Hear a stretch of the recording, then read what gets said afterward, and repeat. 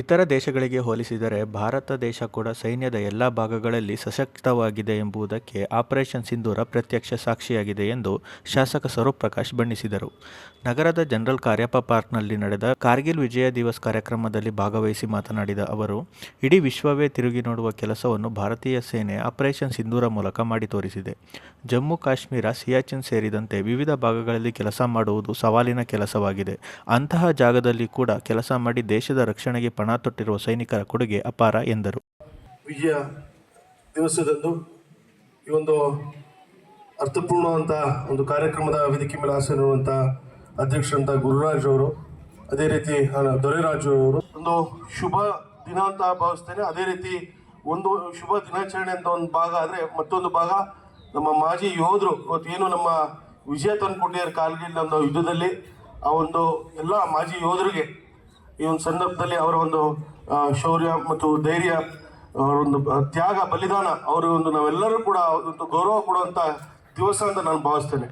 ಅದೇ ರೀತಿ ಇವತ್ತಾಗಲೇ ನಮ್ಮ ದೊರೆರಾಜ್ ಅವರು ಹೇಳ್ತಾ ಇದ್ರು, ಕಾರ್ಗಿಲ್ ನಮ್ಮ ಏನು ವಾರ್ ಮೆಮೋರಿಯಲ್ ಹಾಲ್ ಇವತ್ತೇನು ಬೇರೆ ಎಲ್ಲೂ ಕೂಡ ನಮ್ಮ ರಾಜ್ಯದಲ್ಲಿ ಬೆಂಗಳೂರು ಬಿಟ್ಟರೆ ನಮ್ಮ ಹಾಸನದಲ್ಲೇ ಇರೋದು ಅಂತ ಭಾಳ ಹೆಮ್ಮೆ ಆಗುತ್ತೆ. ನಮ್ಮ ಹಾಸನ, ಅದು ವಿಶೇಷವಾಗಿ ನಮ್ಮ ಹಾಸನ ಜಿಲ್ಲೆಯಲ್ಲಿರುವಂಥ ಮಾಜಿ ಯೋಧರು, ನಾನು ಕೇಳ್ಪಟ್ಟೆ ಆಗಲೇ ಸರಿಸುಮಾರು 4,000ಕ್ಕಿಂತ ಹೆಚ್ಚು ಮಾಜಿ ಯೋಧರು ನಮ್ಮ ಹಾಸನ ಜಿಲ್ಲೆಯಲ್ಲಿದ್ದಾರೆ. ಆದರೆ ನಮ್ಮ ಒಂದು ನಮ್ಮ ದುರ್ಭಾಗ್ಯ, ನಮ್ಗೆ ಇನ್ನೂ 1,800 ಮಾತ್ರ ನಮ್ಗೆ ಇಲ್ಲಿ ಮೆಂಬರ್ಶಿಪ್ ಆಗಿರೋಂಥದ್ದು. ಹಾಗಾಗಿ ತಮ್ಮ ಮೂಲಕ ನಾನು ಮನವಿಯನ್ನು ಮಾಡ್ತೀನಿ, ಯಾರು ಮಾಜಿ ಯೋಧರಿದ್ದಾರೆ ಎಲ್ಲರೂ ಕೂಡ ಬಂದು ಈ ಒಂದು ನಮ್ಮ ಸಂಘಕ್ಕೆ ತಾವು ಕೂಡ ಎಲ್ಲ ಒಂದು ಮೆಂಬರ್ಶಿಪ್ ತಗೊಂಡು ಏನು ಇಂಥ ಒಂದು ಕಾರ್ಯಕ್ರಮಗಳು ನಡೀತಾ ಇರುತ್ತೆ ಆಗುಗಳೆಲ್ಲ ತಾವೆಲ್ಲ ಕೂಡ ಎಲ್ಲರೂ ಒಂದು ಕಷ್ಟ ಸುಖಕ್ಕೆ ಭಾಗಿಯಾಗಬೇಕು ಅಂತ ತಮ್ಮೆಲ್ಲರೂ ಕೂಡ ಮನವಿಯನ್ನು ಮಾಡ್ತಾ, ಈಗಾಗಲೇ ಹಲವಾರು ವಿಚಾರಗಳನ್ನ ಹೇಳಿದರು.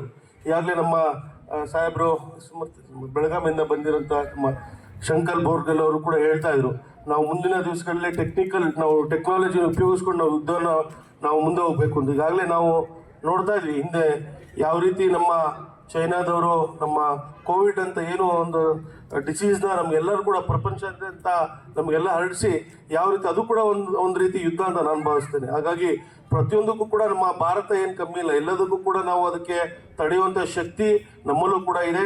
ಅದೇ ರೀತಿ ಯೋಧರು ಕೂಡ ಏನು ನಮ್ಮ ಪಹಲ್ಗಾಮಲ್ಲಿ ಆಗೋಂಥ ಒಂದು ದುರ್ಘಟನೆ ನಮ್ಮ ಭಾರತೀಯರಿಗೆ, ಅದು ವಿಶೇಷವಾಗಿ ಮಹಿಳೆಯರಿಗೆ ಮತ್ತು ಎಲ್ಲರೂ ಕೂಡ ಒಂದು ಅನಾನುಕೂಲ ಆದಂಥ ಕೆಲಸನ ನಮ್ಮ ಭಾರತವನ್ನೇ ಒಂದು ಬಿಚ್ಚಿ ಬೀಳಿಸುವಂಥ ಕೆಲಸ ಆದರೂ ಕೂಡ ನಮ್ಮ ಭಾರತ ಸರ್ಕಾರ ಇರ್ಬೋದು, ನಮ್ಮ ಎಲ್ಲ ಯೋಧರು ಒಂದು ಏನು ಆಪರೇಷನ್ ಸಿಂಧೂರ್ ಅಂತ ಮಾಡಿ ಅವ್ರನ್ನೆಲ್ಲರನ್ನ ಮೆಟ್ಟಿ ಇಳಿಸುವಂಥ ಕೆಲಸನ ನಮ್ಮ ಭಾರತೀಯ ಯೋಧರು ಮಾಡಿದರೆ, ಅದಕ್ಕೂ ಕೂಡ ನಾವೆಲ್ಲರೂ ಕೂಡ ಗೌರವ ಕೊಡೋ ಕೆಲಸನ ಮಾಡಬೇಕು.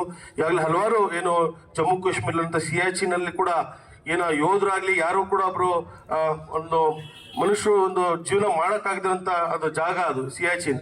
ಅಲ್ಲಿ ಆಕ್ಸಿಜನ್ ಭಾಳ ಕಮ್ಮಿ ಇರುತ್ತೆ, ಅಲ್ಲಿ ಉಸಿರಾಡೋಕ್ಕೂ ಕೂಡ ಭಾಳಷ್ಟು ಕಷ್ಟ.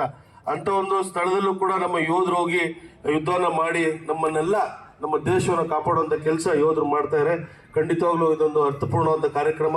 ಇಂಥ ಒಂದು ಕಾರ್ಯಕ್ರಮಕ್ಕೆ ನಾನು ಬಂದು ಭಾಗಿಯಾಗಿ ಒಂದು ಅಧ್ಯಕ್ಷತೆ ವಹಿಸಿರೋದು ಪುಣ್ಯ ಅಂತ ಅನ್ನಬೇಕು ಅಂತ ಹೇಳ್ತಾ, ಮತ್ತೊಮ್ಮೆ ತಮಗೆಲ್ಲರೂ ಕೂಡ ಕಾರ್ಗಿಲ್ ವಿಜಯ ದಿನಾಚರಣೆ ಒಂದು ಶುಭಾಶಯಗಳನ್ನ ಕೋರ್ತಾ ಮತ್ತು ಯೋಧರಿಗೂ ಕೂಡ ಈ ಸಂದರ್ಭದಲ್ಲಿ